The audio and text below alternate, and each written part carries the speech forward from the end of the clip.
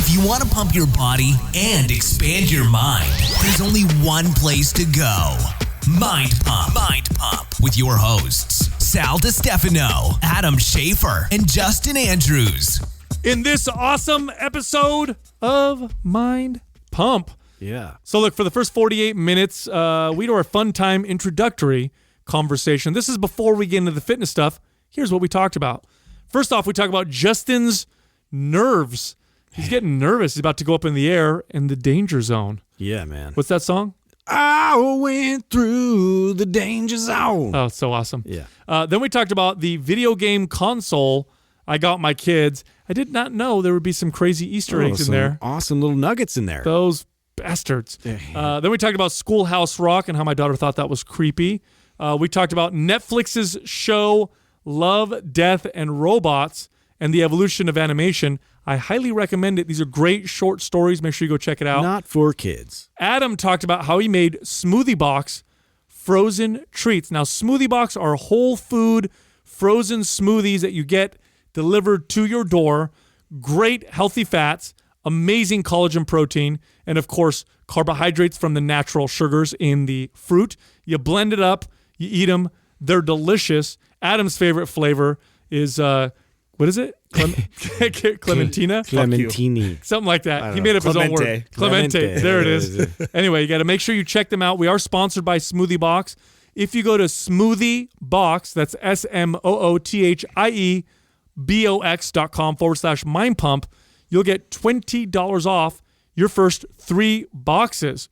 Then we talked about my daughter's new Young Authors Award. I'm so proud of her. We talked about Netflix and Apple TV. The streaming wars are getting crazy. Ooh, then we had another Titan in the mix. Then we had a conversation about breast milk. Naturally. We talked about Conor McGregor and his retirement. Then we get into the fitness portion of this episode. The first fitness question was, does it send conflicting signals to your body if you lift weights and do cardio in the same session? What's happening to me? Find out if that's beneficial or if you should separate them. Next question, does fasting for better health and digestion have a place during a bulk? So let's say you're trying to gain muscle, gain strength, or you're eating in a surplus. Does it make sense to throw in a fast every once in a while? Will that hinder your gains or will actually help you build more muscle and more strength? Perplexing. The next question, there seems to be a movement in the fitness community to de-villainize sugar because, of course, sugar doesn't make you fat if you're in a calorie deficit. We lay down the law in that part of this episode. And the final question, how does one measure their metabolism? Also, let me remind everybody right now, you have 48 hours. That's it. 2 days left for 50% off MAPS Aesthetic. MAPS Aesthetic is one of our most popular programs because it's a program that helps you sculpt, shape, and build your body the way you see fit. It's designed for people whose primary goal is to maximize the visually pleasing aesthetics of their body. It's half off. Here's what you do. Go to mapsfitnessproducts.com and use the code BLACK50, BLACK50. Also, we have other MAPS programs on that site for different goals, different people's experiences. In fact, we have something on there called a super bundle, which combines multiple MAPS programs for a full year of exercise programming. So you have the whole year mapped out and planned for you. You can find that bundle plus the 50% off MAPS Aesthetic with the code BLACK50, all at mapsfitnessproducts.com.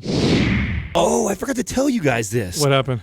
So the guy who interviewed me yesterday, so normally when we get interviewed, it's, almost always it's somebody who's listened to the show for a long time, and at one point they started a podcast that's the typical, or one of our podcasting friends that wants to interview one of us. So this guy interviews me yesterday, and we get on. And before we start, I always like to kind of find out who he is. I haven't had a chance to research him or anything like that. He's had a podcast. He's had it for a year. He's done 52 episodes, and ex-military guy, real great guy. He started following me just like 6 months ago. The way he found me was from my Q&As that I do.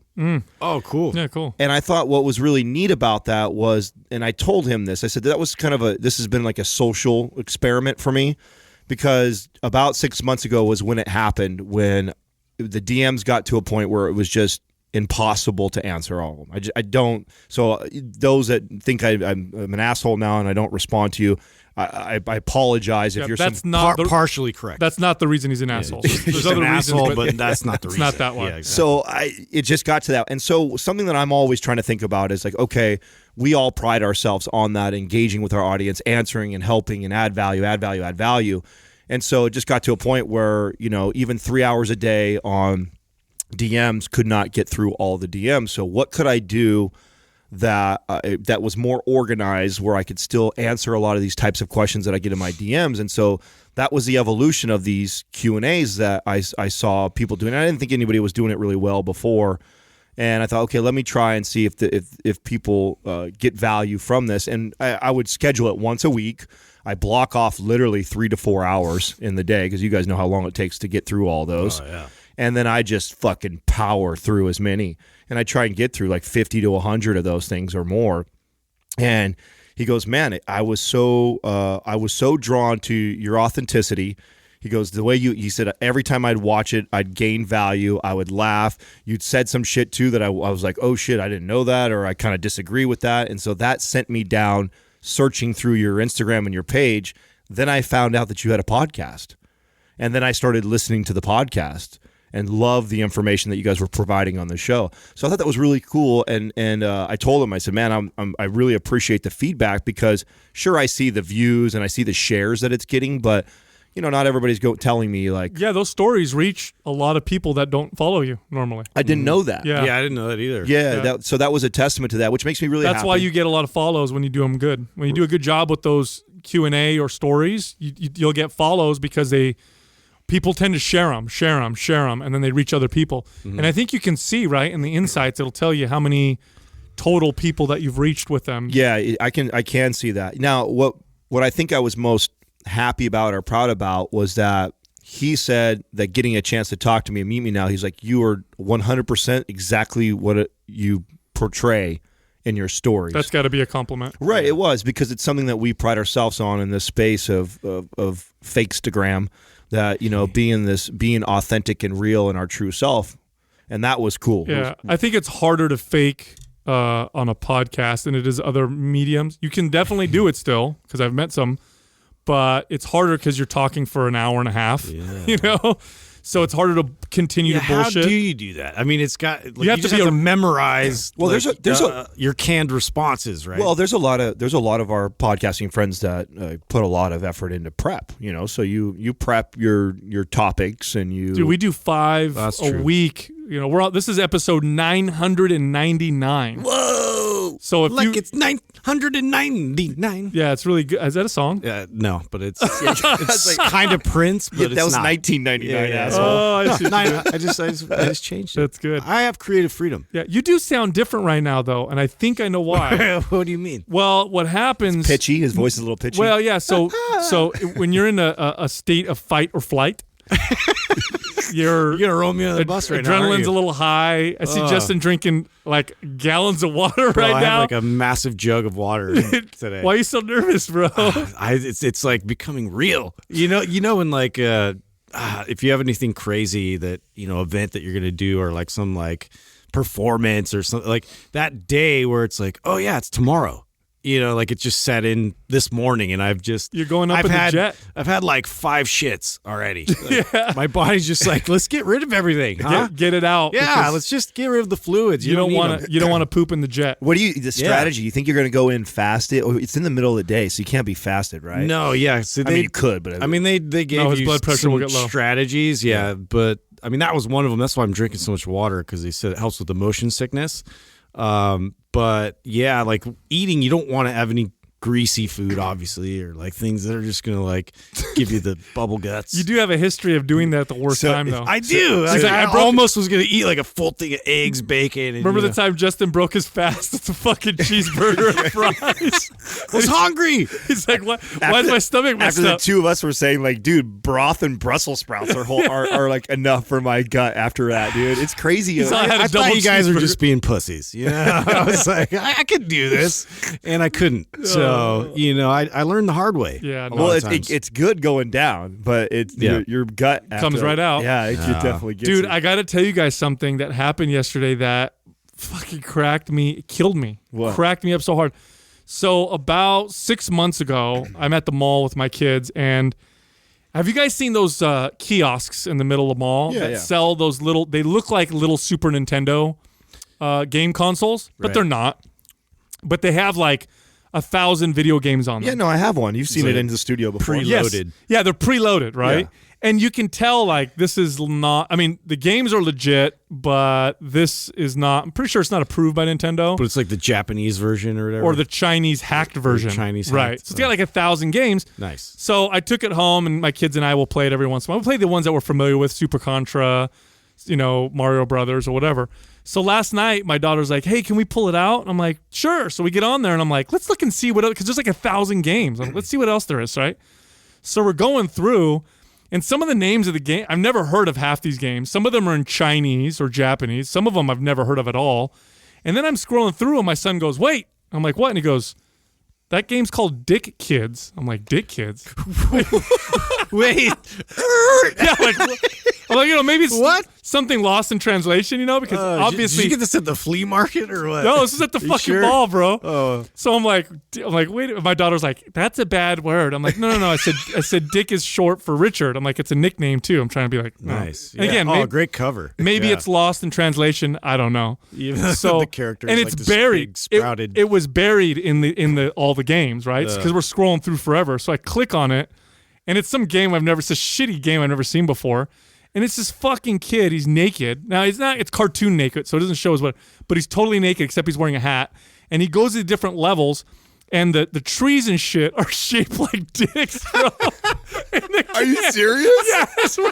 Are you serious? I swear to God, bro. Oh, my God. So- you need to take a video Now, of this. because it was the trees and stuff, my daughter's totally, she has no... Like she's oblivious. She's laughing because the dude's naked. Yeah. And she's like, oh my God, why is he not wearing clothes? And, but again, it's like Porky Pig. They don't show anything. Right. Now, your But- son picks up on it, though. Oh, my son was like, he looks at me and he whispers in my ear, he goes, It's a penis he's like, forest. the trees are all dicks. I'm like, look at the clouds. So I'm playing this Bunch of game asses and in we're the clouds. and we're picking out all the like crazy shit. So I'm like, this is insane. Wow. So we get out of that game and we keep going through, and my son goes, wait, stop. He goes, Black Man 2. I'm like, Black Man? I'm like, what? I never heard of this game before. So I hit start, and it's Super Mario Brothers 2. What? But right, hold on. Wait. But Mario, Luigi, the Queen, and Toad are black. They're like What? they're African American. And above them it says, please kill Whitey. Shut the... No way you got this video game. Swear to God, bro. So I start playing the game, and all the characters are like KKK people, and you're trying to kill them the whole time. Stomp them. Yes. And my son's like, oh my God. He goes, turn this off. Turn this off. She can't see this or whatever. So I'm like, she doesn't know what this is or whatever. But I'm like, this is. So I'm taking pictures of this whole thing. No way. Bro, the whole game is like that. They're selling this at the mall? Yeah, but there's like 3 games that I've identified so far that were like that. Like there's another game that I found. Brilliant. This is brilliant marketing on their part, because every kid that's about your son's age is probably the demographic that buys this. And no parent is taking the time to go through like 1,000 games and go through 1,000 games, and then they find it, and it becomes this little secret amongst all these young teenage kids. Yeah. Oh, dude, there was another game I found. Fucked up Easter eggs. There was another game I found, and the directions on the game were like, "Don't be a pussy, fuck him up," and shit like that. I'm like, oh my. So I think I think what it is it's these engineers that are laughing and they're like, "Oh, watch this, they'll never catch this." I'm gonna make this fucking whatever. Well, I mean, the Dick Man, it was in the title, so I mean, they at least warned you. No, Dick Kids. Oh, Dick. Oh, Dick. Wow. Wow. Yeah, I took pictures. That is crazy. It's not like remember what was the that Disney called? movies. Yeah, the Disney movies and like Yes. all in the clouds and So you remember Little Mermaid in Lion King? I remember this as a kid when that news came out, that the guys who edited it or whatever did this creative stuff. So there's a part where Simba in Lion King, his paws hit the ground and then the dust comes up. Yeah. And if you freeze frame it just right, it says sex. Yeah. And then there's a part where Aladdin is flying in his carpet through the tunnels really fast, and if you pause it, it says, I can't remember what it says on the wall, but it says something sexual or bad. And then the original Little Mermaid cases, if you look at the tower or the castle, the sea castle, there's a big dick. Yeah. And also the here it is. some other character. There it is. See? Yeah, it says sex right there. Yeah, I don't know if it was the priest or whatever in that. Look up Aladdin had a boner. Done. Yeah. The priest in that's also in Little Mermaid. Yeah, Little Mermaid. The priest does that, and the sea castle on the cover. Now, part of me is like, and here's probably what it is. It's probably, again, They're engineers messing with them and they're bored. Yeah, and with each other. Like, dude, check out they're laughing. But this about is where it. the conspiracies come up. For because pedophilia and shit. then you get me, and I'm as a parent, and I'm like, you motherfuckers. No. Yeah, I'll kill you. Yeah, Yes. see, there's the castle with the penis on it. That one's a little bit more like you have to really. No. There's the original cover. It's very obvious. That's not the original cover to the Disney. They probably like wiped the internet clean. Yeah, of all. sea It's castle Disney cover. after all. Yeah, Little Mermaid original sea cover castle, Doug. Is it now? What if it's just like clouds? Like, you can look at clouds and make things out. There, look at. Tell me that's not a penis. Oh, right? wow. Yeah, that's about as. No, that's a total golden penis. cock. Yeah, That's what that is. All shiny. Yeah, right in the middle there. Look at that. yeah. Wow. I wonder if those are worth money. We have those original covers. The original covers? Yeah, we have the original. You have ones. the VHS? Yeah. Boy, remember I used to have so many VHSs tapes at home. No. Yeah, nobody owns shit anymore now. Now you want to watch something, you can't even find even it. Blu-ray. Well, I had to get rid of those. when I just recently moved, we sold my DVD collection. That was really hard for me to part from. I mean, I had close to 1,000 DVDs. It was insane, and that was really tough. And they were all in the right cases. Yeah. Fucked with your friend. yeah. Mine were in the right cases, but I didn't get nowhere near. I think I got like $500. Dude, after the animation selling them off. Animation has evolved so much. It's crazy. Like my daughter yesterday was telling me how she's like, the teacher showed us this old cartoon. It was so creepy. I didn't like it. I don't want to look at it. I'm like, old cartoon creepy. I'm like, what did she show you? And she's like, Schoolhouse Rock. I'm like, that was creepy. But I think it's creepy because they're not used to like that kind of animation. Yeah. I watched Schoolhouse Rock when I was a kid. You guys remember that? Bill on Capitol Hill. Yeah, I'm just a Bill Yeah. on Capitol. Remember that? Yeah, I do. Conjunction Junction. Yeah. What's your function? Yeah, she's like, that was creepy. Speaking of animation, have you guys seen Think, Love, Robot on Netflix yet? Oh, just the one that you showed me the other day. I haven't seen it. I saw you guys checking it out. Oh, it's so fucking rad. Yeah. Really? Yes. So it's a collection of short, between 8 to 15 minute or so animated films. Each of them are different. Each of them are animated differently or whatever. But they're all expertly written. They're all like they all have an amazing twist or a great story in each of them. They're all very compelling. I mean, brilliantly done. Brilliant. Absolutely intelligent and just well done. But they're all mature, definitely. Yeah, mature it was a bit mature. And it had some crazy twists in there that got you. You're like, when you watched the first one? Yeah, that was a crazy episode. Well, what reminded me of it was I was talking about how much animation is advanced. Some of them are so realistic. There's this one called Lucky Number 13, and it's about this pilot in this alternate future who flies this plane, this number 13 jet, and she ends up going all these missions and stuff. You can almost not tell it's animated. Like I was watching it, and Jessica she comes in halfway through, and she goes, "Why?" She goes, "Something's not right with her. Why is she moving that way?" And I'm like, "That's an animation." She's like, "No, it's not." I'm like, I had to pause it. She had to go up and look at it real close. She's like, "Holy shit!" Yeah. Now, is that CGI they're using to do that? Is it? Are you sure they're not actually using real people and then actually just kind of putting animated like faces on? No, it's not like Beowulf. Remember Beowulf? Did Like- you guys ever watch that? Yeah, and also that Christmas movie with Tom Hanks. Yes. That No, they no. did the Or same like animation even that. one of the most recent Star Wars, they use CGI in there like that. Oh, where yeah. it looks Princess like Leia they actually Princess- brought back. No, yeah. you know what this That was looked like? trippy. Have you seen like really new video games where they'll do like the intros and show Yeah, the story, and it's like so realistic? It's kind of like that. Like Right. yeah, it's really crazy. I was really blown away by it.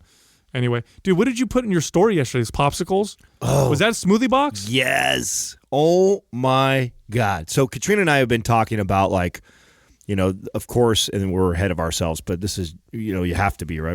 We have a kid coming in 6 months or so.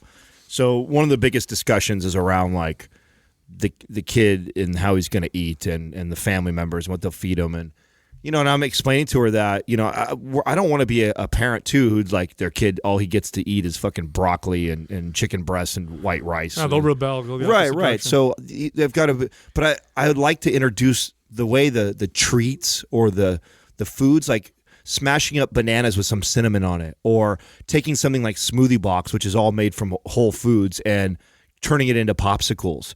And so Katrina and I were discussing that, and she decides to try it out. So first of all, one Smoothie Box like shake blended up equates to 6 of those popsicles. And she did it with the Clemente one, which is or whatever. Oh, yeah. That was tasty. Clementine. Clementine, right? Clemente. That's the French version. Clemente. Our sponsors hate he me. made it a little fancy. Clemente. How do you say when you invite girls over? What kind of popsicles are Clemente? I don't know, that's like Spanish, maybe. Clemente. Yeah, well, you know what the fuck I mean, right? So if you do that, and the secret to it, okay, so we spruced it up a little bit, and this is from you, Sal, because I put the collagen protein in it, but then I also added a scoop of vanilla ice cream whey. And the vanilla ice cream whey mixed with that orange flavor it tastes like those. Oh, the creamsicle? Yes. Oh, that was my favorite when I was a kid. What you'll love about it is it tastes like a natural light version of that. So it's not super. It doesn't have the same punch and sweetness as that. But the macro breakdown on the Smoothie Boxes are so incredible. Oh, it's because they got the healthy fats in there. They have the protein from the collagen. Of course, they have the fruit in there, so you get some of that natural sugar and fiber. But when you drink it, because of the natural fats, you get a nice mouthfeel. Yeah, you know what I mean. The popsicles are amazing, and the fact that I had 2 of them, but one shake makes 6 of those frozen popsicles. And those things were great. So I'll ask, because you could do the Clemente. Oh, we're gonna do the chocolate ones. You could do chocolate. Chocolata. Chocolate is a good one. Mint. Fuck off. You could do the verde, otherwise known as the green. Rojo. Caliente. It's really good, man. It is. No, it's awesome. So do you still have some left over? Yeah, I think there's 1 or 2. I had 2. I think Katrina had 2, so there's 2 left inside there. But that's just enough for Justin and I. But of course, you didn't bring it. No, they would have melted. They would have melted. I think Adam doesn't do logistics. That. He likes to keep it to himself. No, I'll bring some for you guys to try out. But I mean, those of you that have already bought Smoothie Box and looking for cool treats for kids, I mean, do the math on that. If you divide one shake up by 6. I mean, it's probably less than 100 calories for each one of those. So eating 2 or 3 of those is less than what one normal popsicle is, and then what you're getting protein and it's wise. Healthy. And it's awesome. So so the point of all of this was for her and I, like, experimenting with cool little treats that way and ways to disguise fruits and vegetables and good protein and things that we can get that our kid will probably enjoy eating. That's how I use the Smoothie Box, because in the morning when you get your kids ready for school, which you'll experience, it is a clusterfuck in the morning. It's just get the kids ready, got to get dressed. Oh, they didn't wake up. Get your ass up out of it, whatever. And so making breakfast, and I always try to make an effort to, like, we're going to sit down and have a little bit of breakfast together. But it's hard because shit's kind of, you're in a rush. Smoothie Box, you throw, and it's all real food. Throw it in the blender, blend it up, and the kids like it. And then they're still getting fruits, vegetables. They got the healthy fats, the proteins. Like, I don't know something fast like that's that good. Speaking of kids, what I saw you sent over a video of your daughter. I didn't get a chance to watch it. What was that? I'm so proud of her, man. You sent it this morning. What was it? So the school had the kids all do like some creative writing, the 1st through 8th grade or whatever. And they picked. Was there a topic, or they just free write? What was it? I forgot. I think it was free write, and they picked winners to do this young authors to be able to read their work at this young authors fair with all these schools that go to, and they'll have like kids go up, stand up, and read what they wrote. And so each school picks a kid. Your daughter represented? My daughter's one of the kids that won. No shit. Yeah, Sweet, and dude. so she wins this award, and she gets the certificate. Dude, you're all on fucking cloud 9 right now with the kids. Your kid gets into one of the most prestigious fucking private schools because of his grades and his robotics, and now you got your daughter winning a writing contest. It's funny, I have one of each. Like, my son is the super analytical math science, person, and then my daughter's like the creative, get on stage, do the thing. Yeah, comedy, stand-up write. stuff. Yeah. Now the writing. Wow, that's really cool. Yeah. So I'm just looking at them both, and I'm like, man, they're going to make amazing Mind Pump employees one day. You know what I mean? Really good. So Content writer right there. That's it right there. I can't wait till your boys get older. He's gonna be awesome for us. I know. Mine will be manual labor. Yeah. Go move that shit. Whoa. Kid's busted his ass. Anyway. Whatever, your kid's getting into editing, dude. I remember when we saw him like last year. What about that? Is he still messing around with the YouTube shit? Oh yeah. He so we took one of the GoPros and we're messing around with that, and like he's such a natural in front of the camera. He loves being in front of the camera, dude. I'm like, who are you? You're not my kid. Because that is not comfortable for me ever. He also he just did a presentation on Derek Jeter, and so you're supposed to pick like some famous person. They give you a list of all these people, and like that was the only one left. I was like, oh, Yankees, why, dude? But I was okay with it, and I guess he crushed it. And like I'm like, were you nervous at all? Like talking in front of your peers, and no nerves at all. Like just was like, yeah. And then Courtney was there and watched it and was like, oh yeah, he was fire. You know what? I literally was having this conversation with both of my kids the other day, and I was thinking about there's certain skills that are valued in society because so many people or just don't do that. They just don't do it, or they're afraid to do it. The number one fear, if you just take 100 people and you have them list their top 4 fears. Public speaking. Public speaking is always number one. That was mine forever. And so I was thinking, I was talking to my kids about this, and I was like, gosh, I told them, I said, if you develop this skill, and if you develop it through practice, because everybody's afraid to do this. Some kids more afraid than others. But if you practice and you develop the skill, I don't care what job you do, I don't care what career you get into, you'll be one of the only people in your field that does that and does it well, and mainly because everybody else is so scared to do it. Yeah. It is think about it. Can you think about other skills that are as valuable as being able to just go up and speak? Think about any field. I don't care what field you're in, whether you're selling houses or construction or plumber or even dentist. if you're working for yourself. Just to Especially. speak, one-to-one to somebody and sell yourself. Well, yeah, if you can stand up in front of 100 people and speaking to one person. Yeah. So easy. And it's a skill like any other. Yeah. You practice it. You get comfortable with sucking in front of people.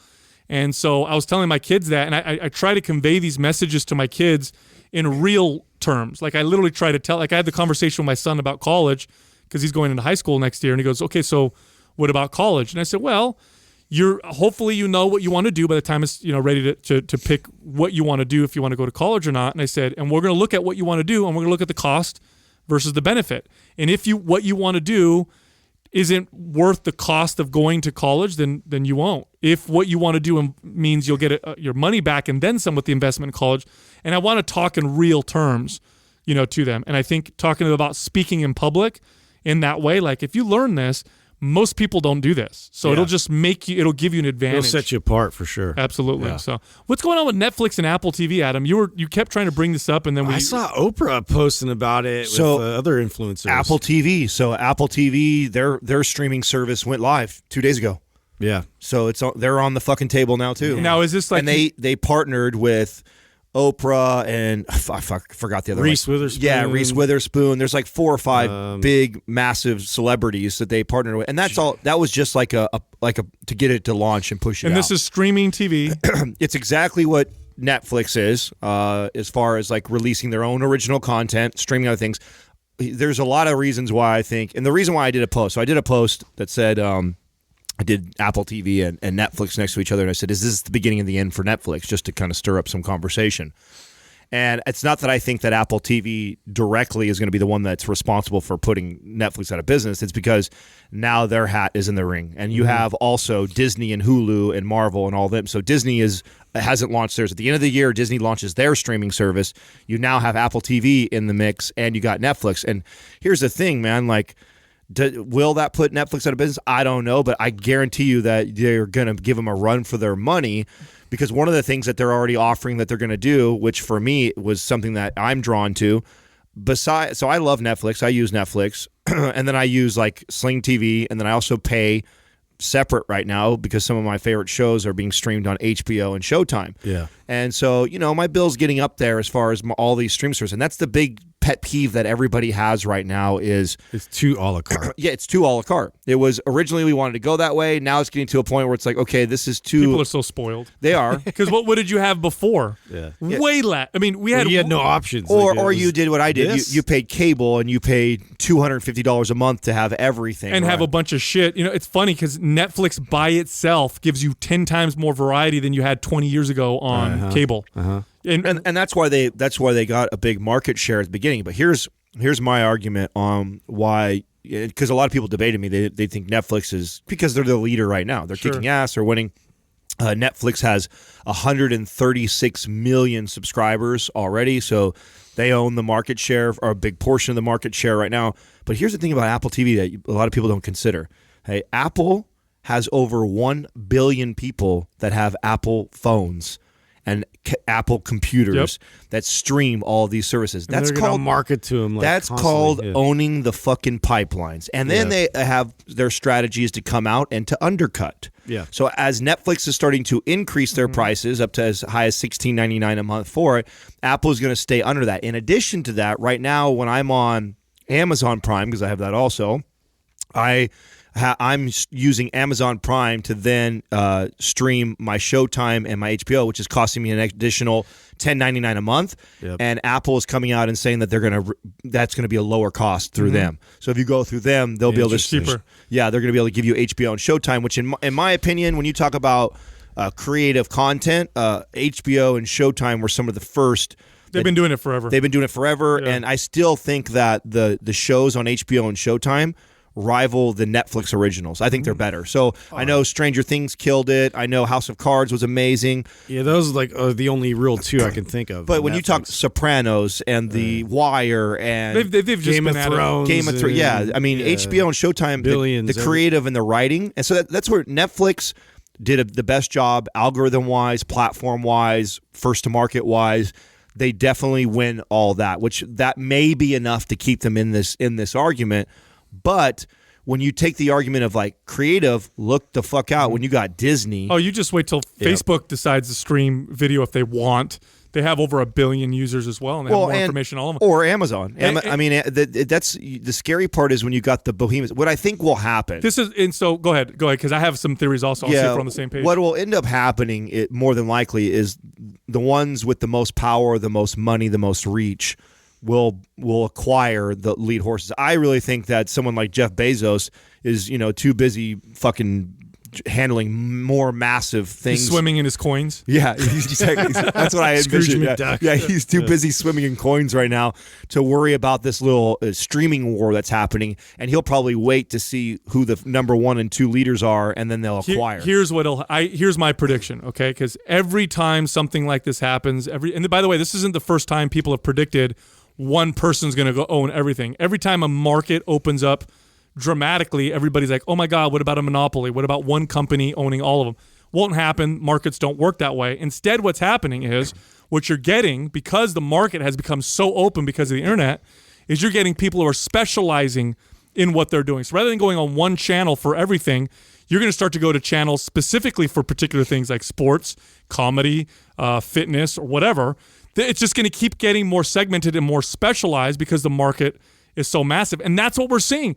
A la carte is fucking awesome because you can pick and choose, and the variety, this happens to all markets, and it's going to continue to do that. What's going to end up happening, in my opinion, is you're going to have more than just Netflix, Hulu, Prime, Apple. You're going to have all kinds of other players enter the fray. It already exists right now, bro. And you're going to keep going on and keep doing this to the point where, and this is what's going to happen with education.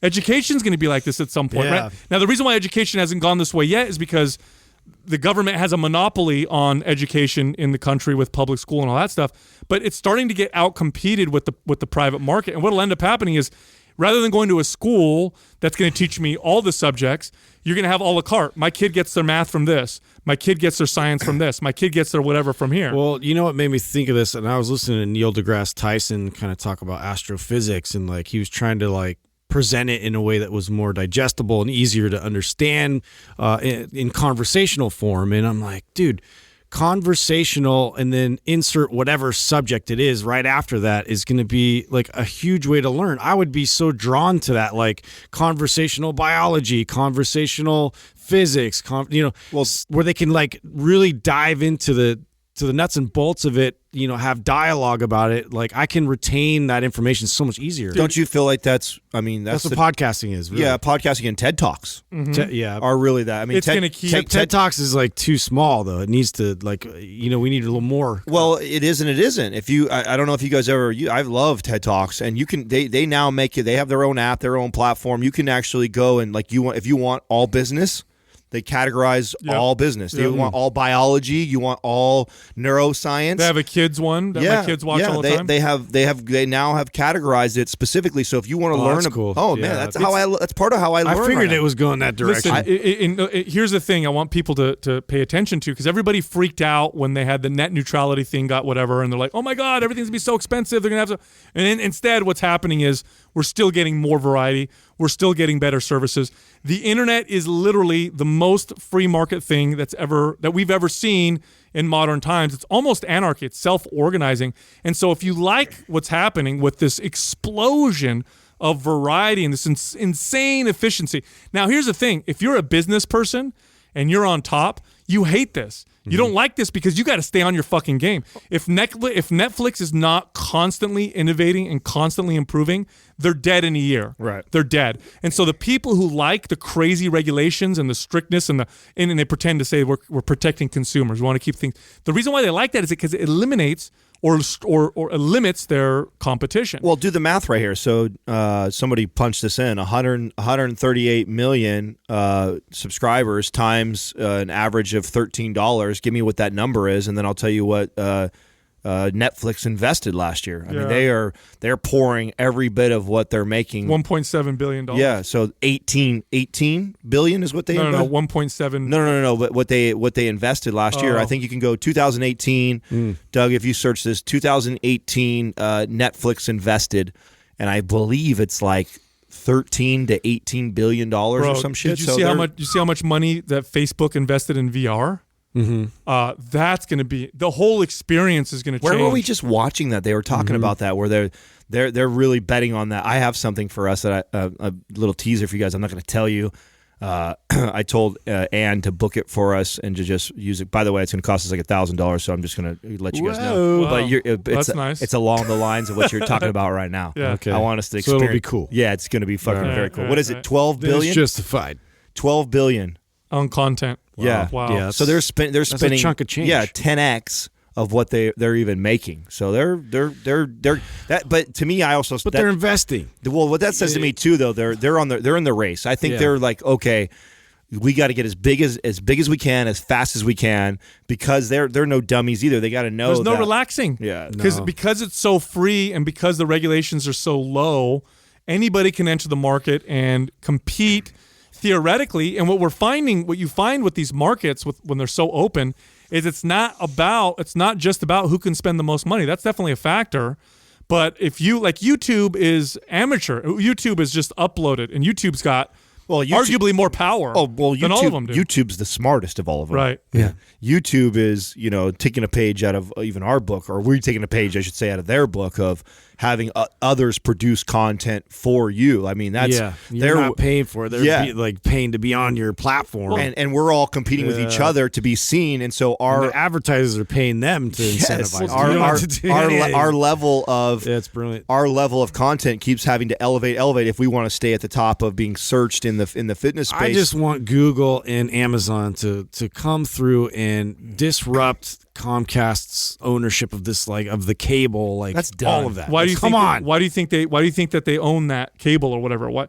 Regulations make it almost impossible for them to come in and lay the lines or whatever. Yeah. But what'll end up happening is, and Facebook talked about doing this, putting up satellites, putting up fucking blimps. Yeah. And just giving people free access to the internet. Why would Facebook want people to have free access to the internet? Why would they pay for that? Of course, right? Increases their usage, and this is the beauty of when they fucking compete for us. I know competition is healthy. Oh, it's great, but as a business person, we know this firsthand. We got to stay on our shit.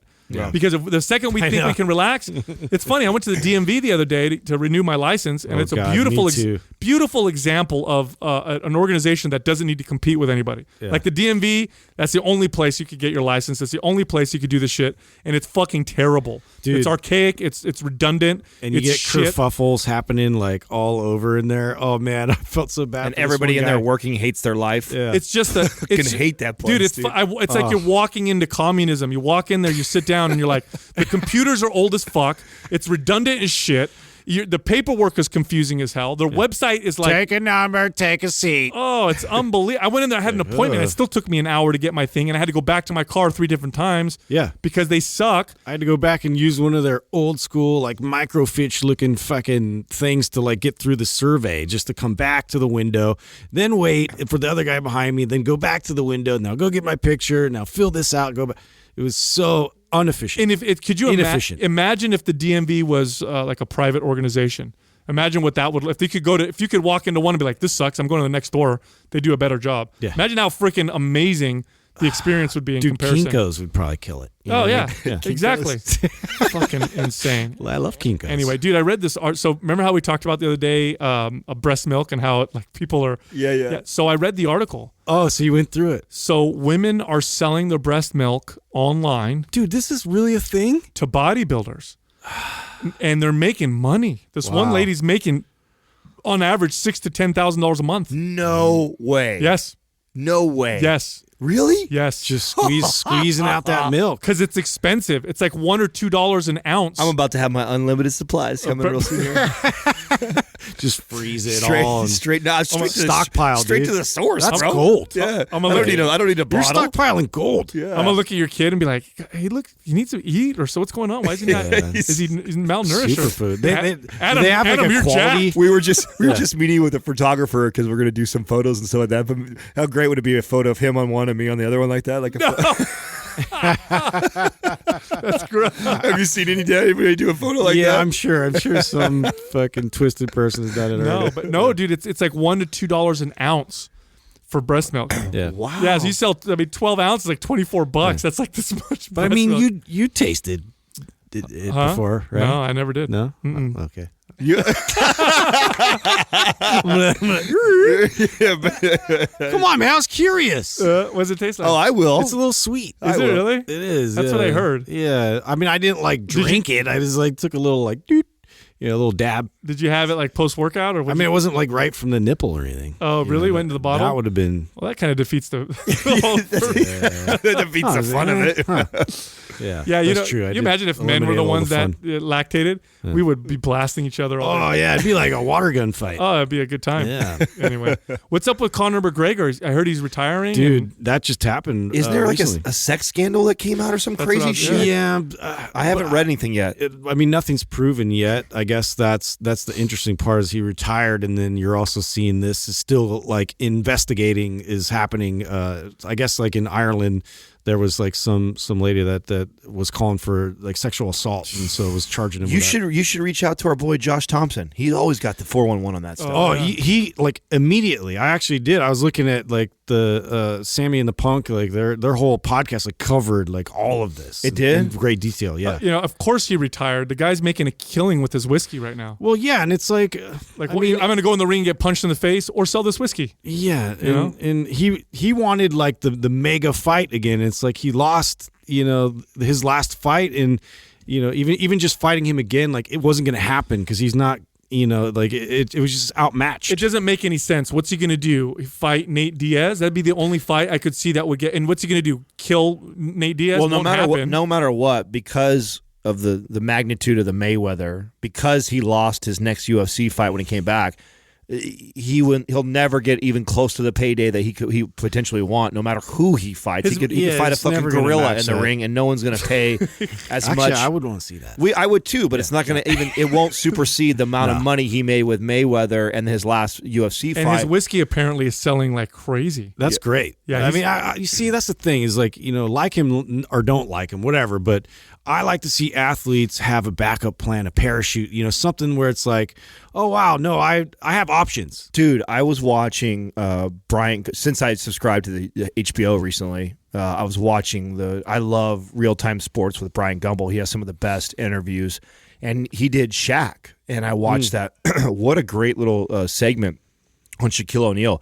Dude is worth so much money. Oh, he has his hands in so many things. He does like 40 different companies he does commercials for. Yeah. And so he's built an entire brand around himself called the Shaq brand. And it's all about advertising and how he advertises. He's all about having fun with his commercials and doing that, and he is murdering it. Dude, did you ever see him on that roast? Kevin Hart was like the host of it. Oh my God, it was the funniest one. I haven't. I didn't see that. So good. I mean, he's hilarious. I watch. When he's on NBA Game Time, the halftime report to games. That's right. Yeah, I watch them just for Charles that. Barkley. Yes, dude. They are so hilarious, and it's not for me. Like I look at like kind of the formula or what we've created here, and I think of the personalities, and it's like that where there's kind of shit talking back and forth. They have fun. They drop knowledge about the sport and what they're into, but then it's this open, free flowing conversation, and they're so fun to listen to. I fucking love it. I really appreciate it when athletes are smart with their money. Mm-hmm. Like Conor McGregor, Shaquille O'Neal. Like Conor McGregor he comes across as he approached MMA like a businessman. Well, you know what happened, right? So it was only like fucking 30 years ago, you guys. Not even 30 years ago. 20-something years ago. Athletes didn't make shit. They weren't making the money they're making like they are in the last decade. Maybe the last 20 years. So 30 years ago, if you some of them made good money. No, bro. 30 years ago, your best contracts were nowhere even. Not even a fraction of of what they make now. Yeah, and so you didn't have these 20-year-old kids that were all of a sudden multi-millionaires with fuck you money. And so we went through this and it was probably about a 15-year run of not knowing and no one really speaking to these kids or talking to them. Now they're all savvy, bro. When you look at all the Warriors and shit, they hire people. They all know now. Like that's part of the deal. Like you and I look at my good friend Everett and his brother who played 8 years. I look at my good buddy Brendan who played 8 years. They're wealthy as fuck, man. Mm-hmm. They use the NFL to pay for their college education, so they went on to get their masters in business. Yeah. They then, as soon as they came out and they got their big paydays, they took that money and they leveraged it into investments. And they're all sitting pretty, dude. And there's a lot. There's now it still isn't the minority because of course you're still going to have kids that are going to go out and blow a lot of money. But it's not like it used to be. Not like it was just 5-10 years ago. It's getting better because it took a good decade or two of people talking about how broke all these guys end up being after they play and after they retire. Well, I feel bad for them. First off, I feel bad because you're a young kid and you become a huge star. That is a challenge to the ego. I know, look, sometimes I hear these stories of these kids and I'm like, these idiots. And I think to myself, okay, what if I was 20-something? My gosh, I would have been terrible. I don't think they're idiots. Here's the thing. I know just kids. I know what I went through being a kid who came from not having a lot to making just 6 figures, becoming a kid at 20 years old who's making that kind of money. And how I blew it, and the way imagine if you were making $10 million. Oh yeah, for sure. I would have blown a ton of, and I had to learn that lesson. I had to go through a period of time where I was paying for everybody to do everything and flying back and forth to Vegas all the time and just blowing money because I had it at that time, and that's nothing. That's like a fucking not even compared to these kids. So. Yeah, and then also not having the fame of everybody telling you you're so awesome, you're so great, nothing you do is wrong. Yes. Like that has got to be one of the most difficult things to go through as a young kid. I can't even imagine. My ego would not have been able to handle it. Yeah, it's really easy for all of us on the outside to sit and go, oh, what a bunch of idiots. Yeah. They're so stupid. I can't believe that. Like, oh, what a way to waste your money, you idiot. Yeah, it's really easy for you to say that because you make $80,000 a year and you have to be very tight with your money and it took you a long time to work your way to even that level. we're talking about these guys who instantly overnight, like a Zion, right? He's Like going to come in. supermodels, no thanks.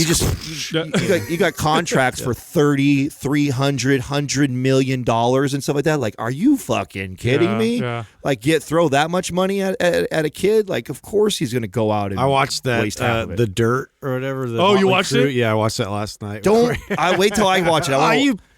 Wait till I watch it. But 'cause don't tell me it's not freaking I wanted to awesome. ask you. Oh, it was crazy. Could you when you watch it, do you relate Not the certain best band acting, but do you relate some of the band members to each of us, like their characters and personalities? I don't know. I think we're more like what's that other one? The other documentary, but it was like back in the day that the rap group. I can't remember. The one we watched, the movie. Yeah. Dr. Dre's, Straight Outta Compton. Straight Outta Compton. Yeah. I think I relate more to that. I don't know why, even though on paper that doesn't make any sense. Well, because but just their attitude towards you have your Dr. Dre, you have your Cube. Yeah, like there was more Eazy-E. personalities there that I could see, Okay. relating with. Versus these guys were just like Maniacs. just young. They're just reckless, fucking like degenerate teenagers. Oh, okay. And they stayed that way. You know what I mean? Like they never changed. Yeah. I mean, it was fun to watch their how they all kind of got together and how. Well, don't like, spoil it crazy for me because shit, I want to watch it. It's on my list. The one thing that I did realize watching it was like, man, I'm so happy that we started our business in our late 30s because I couldn't imagine doing Mind Pump in our 20s and then watching it grow and doing it would have been a different ride, that's for sure. Yep. It would have been some stories. This Quaz brought to you by Organifi. For those days you fall short on getting your organic veggies or whole food nutrition, Organifi fills the gap with laboratory-tested certified organic superfoods to help give your health and performance the added edge. Try Organifi totally risk-free for 60 days by going to Organifi.com. That's ORGANIFI.com. And use the coupon code MINDPUMP for 20% off at checkout. All right, first question is from Buzzy2K. Does it send conflicting signals to your body to do weightlifting and cardio, or HIIT, in the same session? Okay, so I want to address this because I think we talk a lot about, training for particular adaptations, but then I think people are starting to get interpret the message as I should only be focused on one thing. If you want to maximize one specific area of adaptation, like strength or endurance or flexibility, yes, it does make sense to focus most of your efforts and time on training specifically for that. Now, that being said, for most people, a blend or a mix is probably best for your health. So, yes, if you're training and you're doing weight training and you're like, okay, I want to build muscle and speed up my metabolism, so now I'm afraid to do anything else, ask yourself, what your goals are. And if your goals are to do what you enjoy and to maintain good health, it's okay to do a little. It really both. depends on who I'm talking to. If I'm talking to a kid, right? If I'm talking to a young version of me, who just more than anything, I want to build muscle. I care about that more than anything else.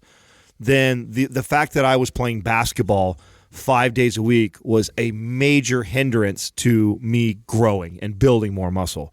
So I would then tell that young kid, listen, if you really want to be muscular and you're looking at these magazine covers and this is what you're chasing and this is where you're at right now, and then you're telling me you're playing basketball 3 to 5 days a week, you probably want to scale that out. You're gonna, if you want that more, if that's more important to you. Now there's some people who just, they want to be strong, they want to build some muscle, but they love playing ball and they want to have this balance. There's nothing wrong with doing both of those at all. It's an allocation of resources. I mean, it's like there's nothing wrong with trying to train for both at the same time. It's just taking away from the other just a little bit if you look at it that way. Like, right.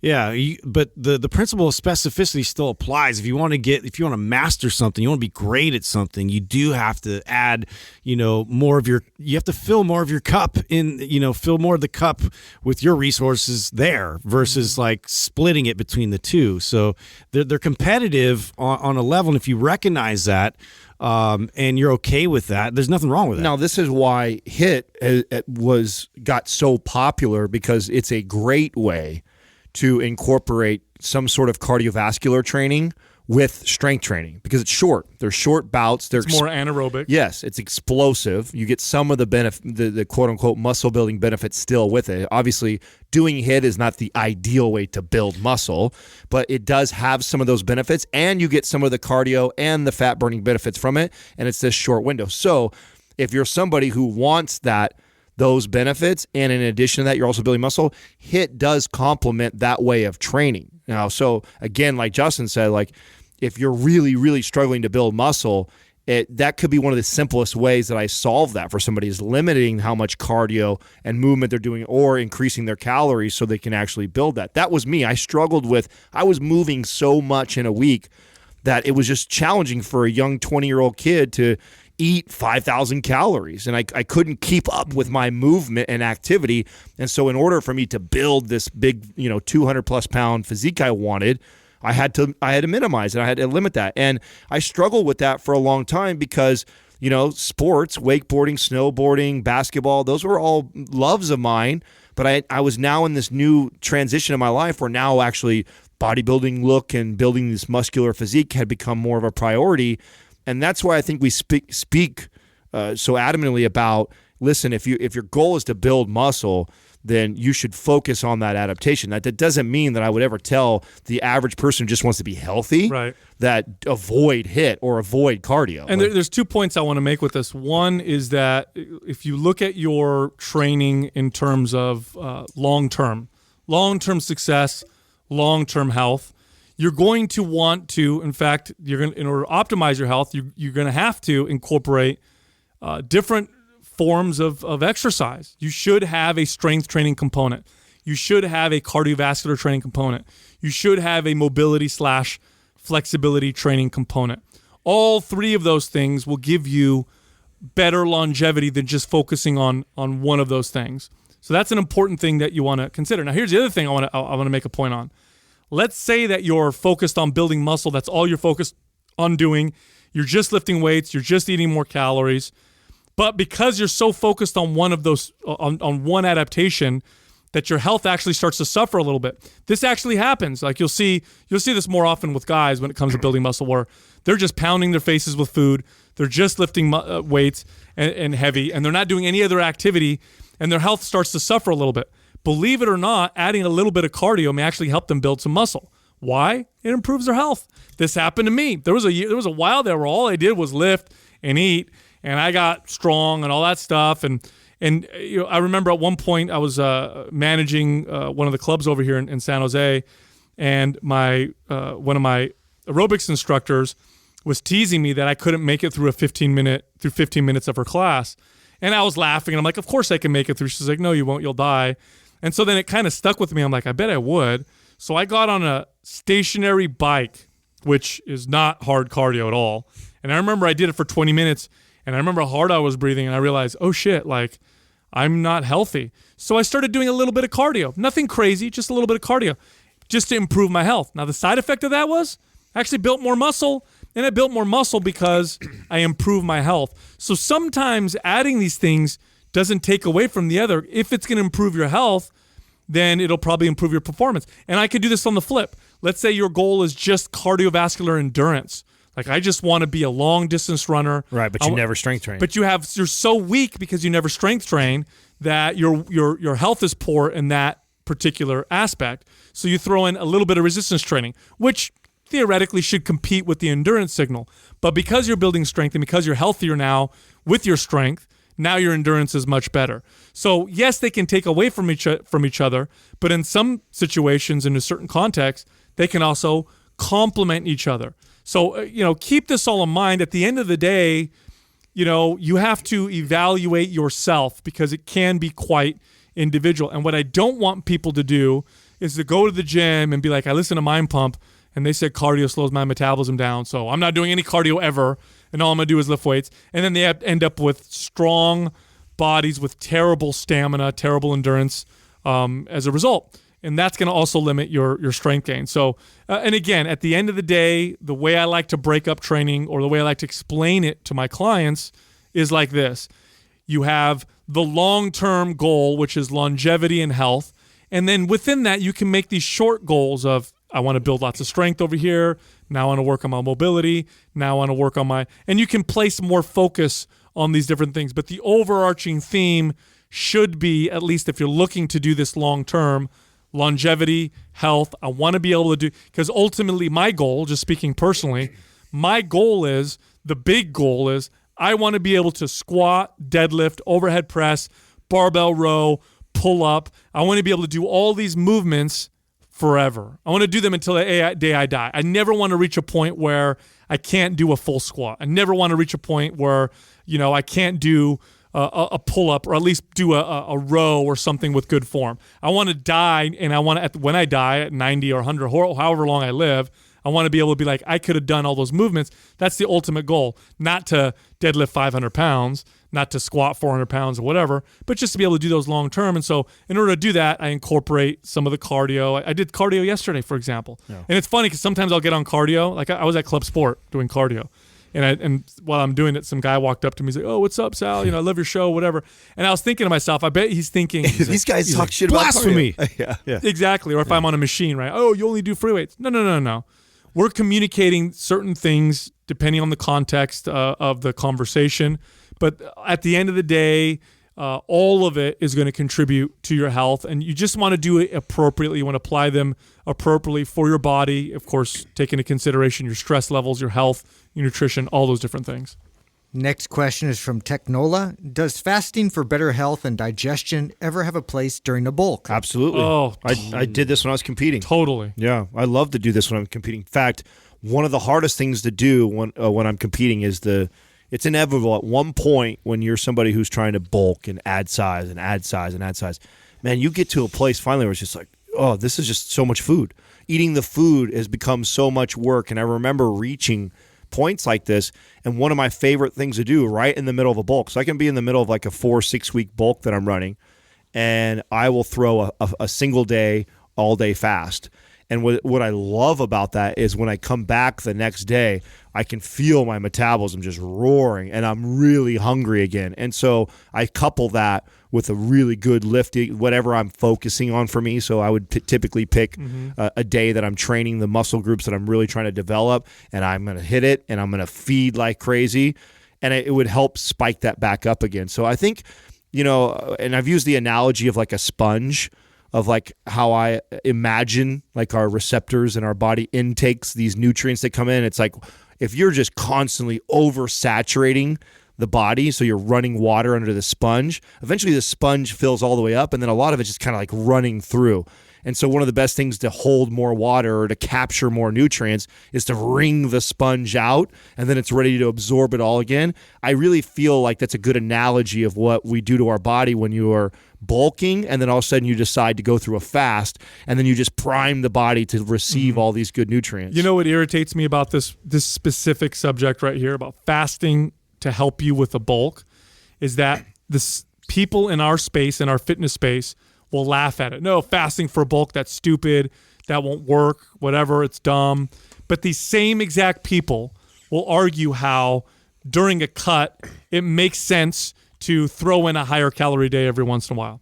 The same people will program it into the diets that they give people. Why? Because we know when you're cutting for a long period of time and you throw in some high calorie days, the body gets primed, fat loss starts happening again. And in fact, there's now studies supporting this. There was one study they did where they compared people who dieted for, I think it was 12 weeks and straight, and compared it to people who dieted for 4 weeks and intermittently would throw in a week of maintenance or slightly higher calories, and then would go back on the diet. At the end of the test, the people who broke up the cut with some maintenance or surplus ended up with more fat loss and less muscle loss, because one of the problems with cutting is you tend to...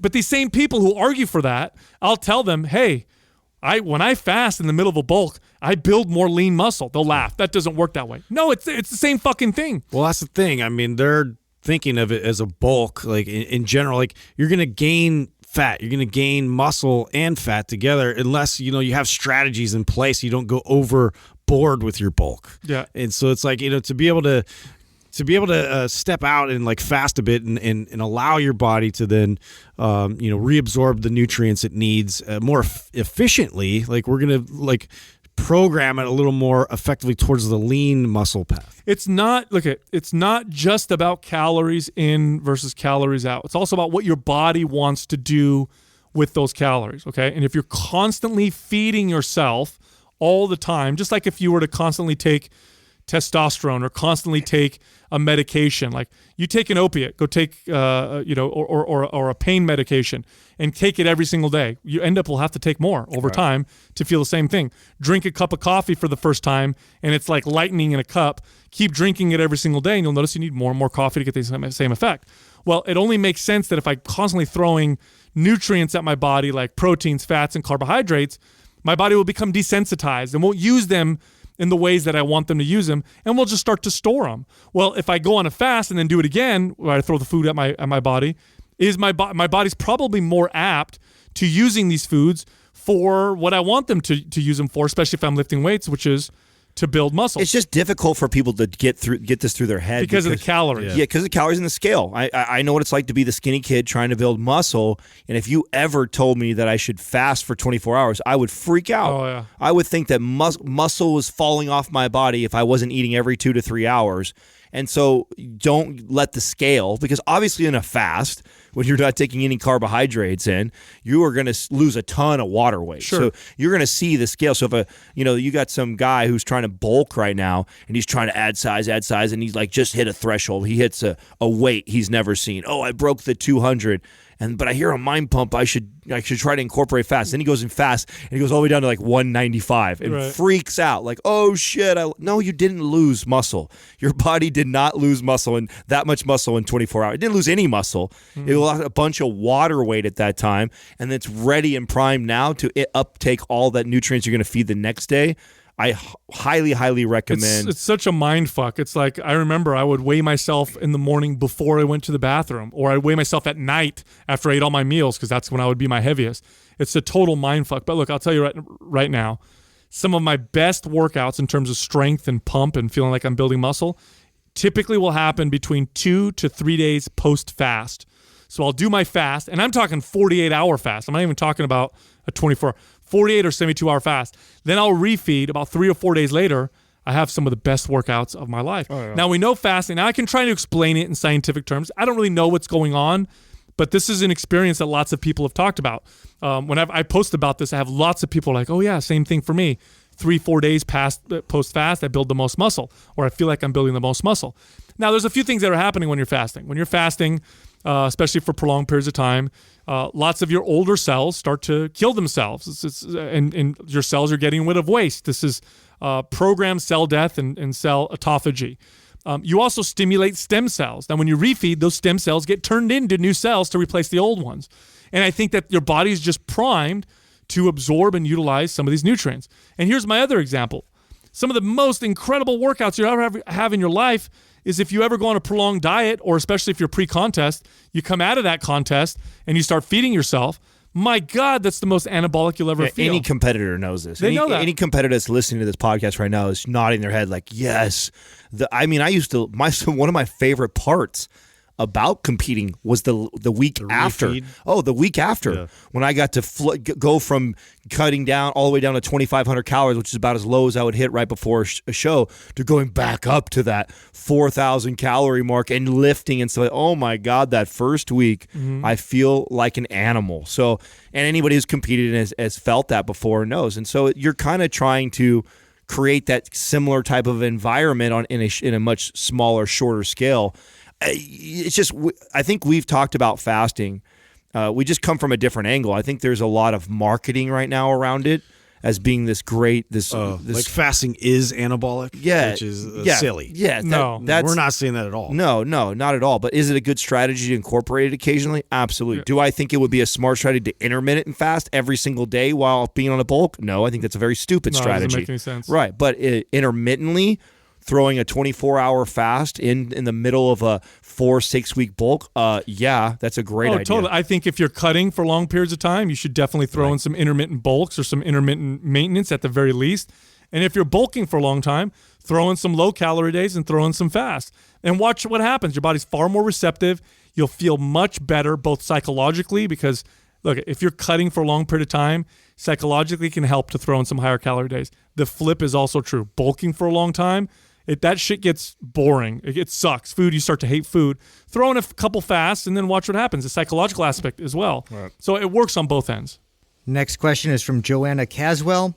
There seems to be a movement in the fitness community to de-villainize sugar because sugar doesn't cause fat gain in a caloric deficit.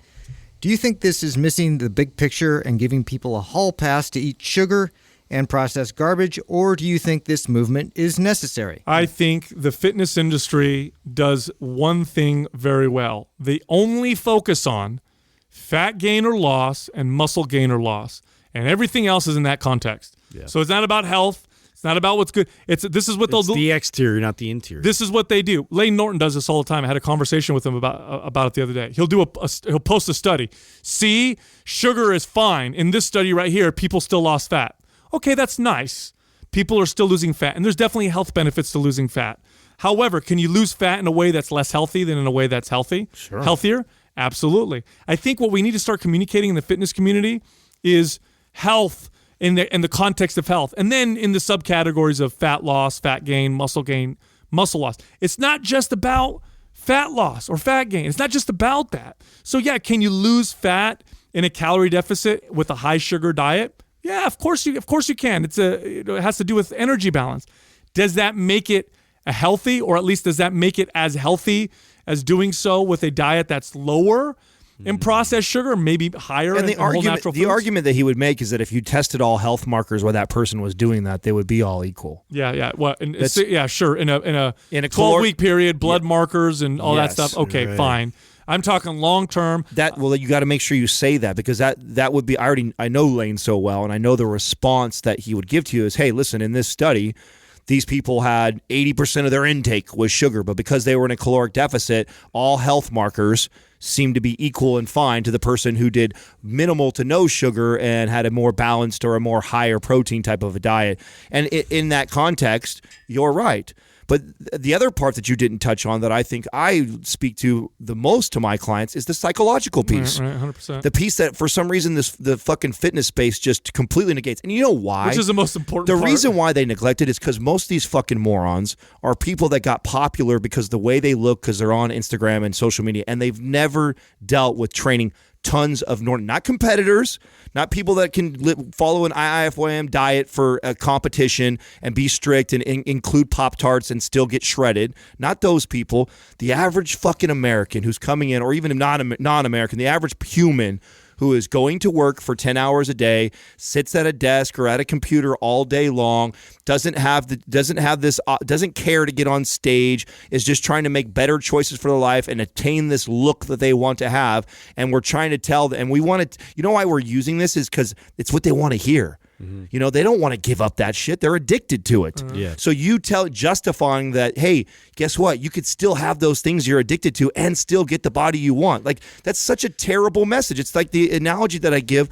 It's like a fucking AA meeting and the ex-alcoholic standing up at the front, having a beer, explaining to all these alcoholics, like, hey, look, you could still have beers. Be a functional alcoholic. Yes, you could still drink and still not be like, that's not the message to be giving a majority of the people at that time in their life. Does that mean that I can't have a thing with sugar in it every once? Of course it doesn't mean that. I'm not speaking to that. I'm talking to the majority of the population that's fucking obese. A bunch of people addicted to sugar and to these foods, and now I'm telling them, oh, by the way, it's okay that you have sugar in your diet. Oh, it's okay as long as you have in this. No, all you're feeding into the problem. I hate that message. You're not working on the food relationship. Yeah. Well, it's just interesting to me because, like, just intuitively, I've seen growing up, you know, the kids that were like, I mean, I would go to their house and candy was readily available, and, you know, and like maybe they weren't necessarily obese and they had, you know, that managed in terms of, but I mean, and I'm sure this is different from everybody, but like they were never like the most healthy kid. Like whenever a cold or whenever any kind of like illness kind of went through, that was the first kid to drop out. And so for me, like just thinking about how I feel when like there's a heavy amount of sugar in my diet, how like I feel like I don't feel like my immune system is at its optimal form.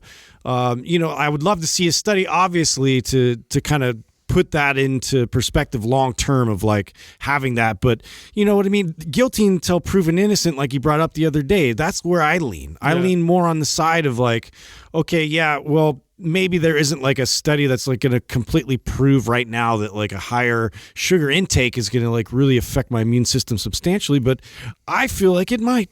Yeah, well, here's the other thing too. I mean, Adam brought up the people are addicted to certain things, and I saw a post the other day where a pretty influential fitness influencer said sugar's not addictive. Look at the study. When rats are given access to sugar whenever they want, they don't consume it like they would with a drug or whatever, so it's not addictive. That is the dumbest thing of all time, and I'll tell you why. First of all, anything can be addictive. Anything can be used and abused. There's people who are addicted to video games. There's people who are addicted to TV, pornography, gambling, people who can be addicted to supplements, people who can be addicted to exercise. First of all, anything can be addictive. Now, sugar have physiological addictive properties. I would still argue that there's some, and I would say that, look, when you eat lots of sugar, it changes your perception of taste to the point where other foods taste bland, and so you're more likely to want to eat things that have more sugar in them. But I think there's a psychological addiction that goes along with sugar, because high sugar foods tend to be hyper palatable, and we tend to seek those hyper palatable foods when we're stressed or anxious or depressed and all that stuff. So at the end of the day, it's about changing behaviors. How about how fast it fills your glycogen levels? If you've been low calorie, low blood sugar, low everything for the day because you've been busy, stressed out, like you're saying, and you eat a super high sugary food, what happens? That gets filled up faster than if you were to do that with anything else, right? Yeah. Nothing fills the glycogen levels. Why do your fucking teeth rot? Faster than sugar and alcohol. So that feeling of, oh my God, I was down and low because I haven't been eating anything all day long, and then all of a sudden I eat this food, I get this immediate feeling of rush. How can you not tell me that feeling could not be addictive? Sure. It's 100% addictive. Sure. So there, and then really, like you said, the psychological piece and the habits that you create around that. That's it right there. That's the big one, because I mean, look, here's the deal. There's natural sugar that you find in things like whole fruit, but the majority of people that I've ever trained, actually the vast majority of people I've ever trained and worked with, did not consume a lot of sugar because they ate a lot of whole natural fruit. The reason why they had a high sugar diet was because they ate lots of processed foods. And I've gone on many, many rants on this podcast about why processed foods are probably things that you want to largely eliminate from your diet, just because it doesn't help you regulate, how much you should eat, how much you shouldn't eat. It doesn't foster a good relationship with food. So really, it's not the sugar necessarily that I'm demonizing. It's like, look, let's not eat too many of these hyper palatable engineered foods, which are designed to make you want to eat more. Let's do that. Let's eliminate those, and then watch people's sugar intake drop. It happens naturally, because naturally, where are they going to get lots of sugar from? Right. Where does that come from when you're eating whole natural foods? Do you know how much sugar cane you need to eat to get as much sugar as you find in a soda? Like, I don't know, like 3 feet worth. We're not panda bears. Last time I never saw a human sit there and chew on a freaking 3-foot piece of sugar cane. It just doesn't happen. So I think the problem isn't, and they like to do this. They like to say food isn't bad. Now you can listen to me because I'm telling you food isn't bad. All you got to do is be in a deficit. When are we going to get over this message that doesn't work? Right. It just doesn't work. We've been telling people to do this forever. People are still getting fatter. It's because it's easier to sell to those people. Yeah. It's easier to tell somebody that is addicted to something that they don't give them a crutch. That they don't need to make that change. That's right. Hey, it's possible. We can still work this in if you want. I know you love your 2 or 3 glasses of wine every night. I know you like this. Oh, it's okay. I know. I mean, I'm guilty of this. I'm guilty of this as a trainer. Yeah. I used to say stupid shit like this because, of course, I wanted your money. I wanted to sign a contract. I wanted you to personal train with me. So I would do whatever it took. Like, and I had, how many clients have you guys had this that sat you down and said like, well, I want to get a trainer. I want to do this. But I'm not taking this exactly. out. Yeah. And they tell you right out the gates, but I'm not giving up this. I'm not giving up my Sunday fun day with my girls. Yeah. I'm not giving up my wine at night. Stipulations. Yeah, they tell you that right out the gates. And you tell them, look, that's fine, but you don't lie to them. Yeah. Right. You just be honest with them and say, okay, you don't have to. Here's the consequences, but that's okay if you accept it and you understand it or whatever. We'll work with other things, and that's it. That's it. So at the end of the day, it does take slow process. It does take small changes. And if you're the kind of person that's like, no, I have to have my candy, I have to have my sugar. There's hits and misses, and exactly. For me, that's a miss. So I don't care what you say. Next question is from Andrew Beth. how do you measure your metabolism? Oh, good question to transition to after that. That is now, if you want to get specific with measuring your metabolism, it's a pretty complicated process. Well, there's machines that'll do it for you. Let me share what's going on with me currently right now, because I think it's a good example of how I figured this out right now. So just it's been about 2 years, right? I think it's been 2 years since I competed. Just 2 years ago, I was, taking X amount of testosterone. I was training 6 to 7 days a week. I had built up to 230 pounds of mass. I mean, I could eat 4,500 calories and maintain. I could eat 4,000 calories and lose weight every single day. So that's where my metabolism was just 2 years ago. Where I'm at now, I'm about 3,000 calories is maintenance. If I go anything over 3,000 calories, I put on body fat. So that's a huge difference. Now, how did I figure that out? Well, the way I figured that out is the same way that I coach clients, which is you're tracking and measuring. So my goal for a client when I send them off to start tracking their food and seeing their intake, and I say, just eat what you feel like. The goal is for you not to lose any weight this week when I tell you to do that. I don't want you to lose any weight, and I don't want you to gain a bunch of weight. So be mindful about eating, but eat the types of foods you want. Eat when you're hungry. Let's keep track of your scale. Let's kind of see where you're at. And so I'm trying to keep them at that weight and figure out how many calories are. And it's our body, for the most part, if you're eating like that, you'll kind of hover around your natural metabolism. If you're not overstuffing yourself or you're not intentionally dieting and restricting, you're just eating when you're hungry, eating what you want, and then kind of measure in a week's time. And you can kind of get an idea, especially if you did a good job of maintaining your weight, the same weight for that week or two that you track. And then now I have an idea of what maintenance is. So no, that's not if I go get an expensive test like Sal's and getting my true RMR or my BMR, like what that tells me is okay, if I eat around these amount of calories, this is about what keeps me at that weight. So from there, I need to decide, am I in a healthy place that I can start to restrict calories from that? Or am I in a place that's really low already and I'm maintaining? So for example, sometimes I get a client and I say, do this, and they give me back, and their goal, let's say, is fat loss. They tell them they hire me because they want to lose 15 pounds of body fat. And I have them track for a week or two. And then when I look and I see they're only eating about 13 to 1,500 calories, and that's keeping them at that weight, and they still want to lose 15 pounds, I actually will not let them go into a cut. I won't let them start reducing more calories, because what I know is that that's already a pretty low calorie intake for somebody. And if I need to get them to lose body fat, it's inevitable, like the conversation we were just having. It's a calories in, calories out game. I need to either restrict calories or create more movement to create a deficit. And I know that 1,300 to 1,500 calories is not a lot of room for error. It doesn't allow you to have that glass of wine every once in a while. It doesn't allow you to stop by and have a birthday piece of cake every once in a while. And so I need to find a way to build this person's metabolism up. And so that client now, the focus is, let's build strength, let's build muscle, let's slowly increase calories into your diet, because I want to get you to a place where you're more like 2,000 to 2,500 calories. So then when I start to restrict you, you lose body fat and you're in a happy place. Yeah, the way Adam's talking about tracking your food and seeing how much you eat when your body's not gaining weight, not losing weight, that's the best way to measure metabolism, because even if you went to your local university and got and used one of their machines, here's the problem with that. Whatever number you get, that's what your metabolism's at that day. And at that moment. The metabolism changes. Exactly. And that's what you find for most of those devices and tests. And that was the flaw for me. I was actually just looking and trying to see if there was any innovation there in that space, because I remember Body Gym was sort of the device that we used for a minute at the gym to breathe into for a certain amount of time. And they've also had like ones where you could prick your finger and test it that way. So there's apps out now, then there's devices with it, but I think it has a long way to go in terms of it, understanding your metabolism real time. Yeah, until they have something that will measure your metabolism in real time constantly, it's a waste of time trying to figure it out, aside from just seeing how your body's responding. And we have the tool. I think I had more empathy for people around this when we first started as trainers, because when we first started as trainers, none of that shit existed. There were no trackers. There was no Fitbit, Body Bug, any of these Apple Watches. None of that shit existed to track anything. No HRV. There was no MyFitnessPal. There was no Fat Secret. There was a book, Calorie King, that you had to go to, or a website, calorieking.com.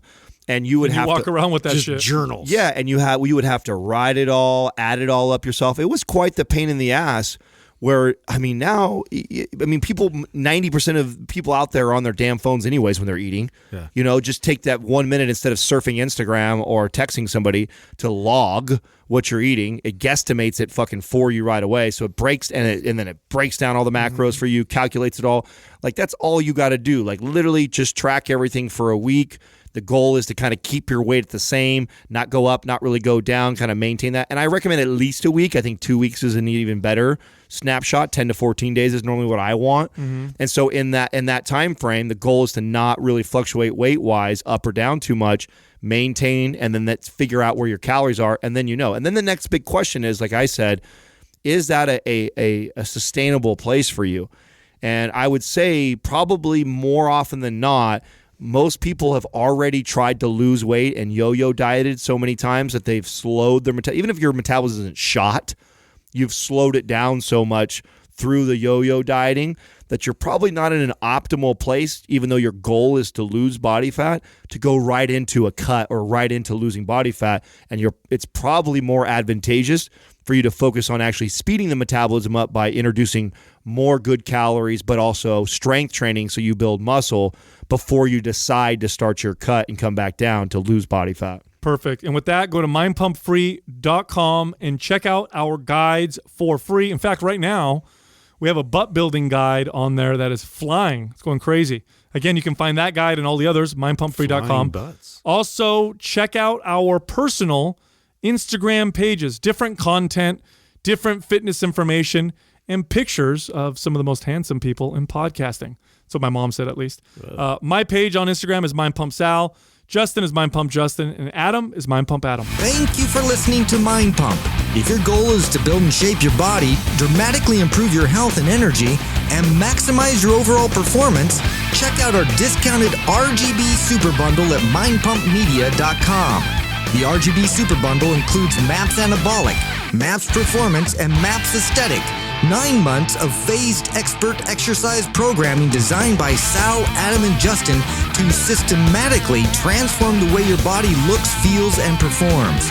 With detailed workout blueprints and over 200 videos, the RGB Super Bundle is like having Sal, Adam, and Justin as your own personal trainers, but at a fraction of the price.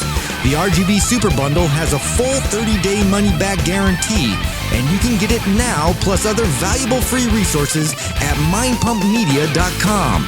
If you enjoy this show, please share the love by leaving us a 5-star rating and review on iTunes and by introducing Mind Pump to your friends and family. We thank you for your support, and until next time, this is Mind Pump.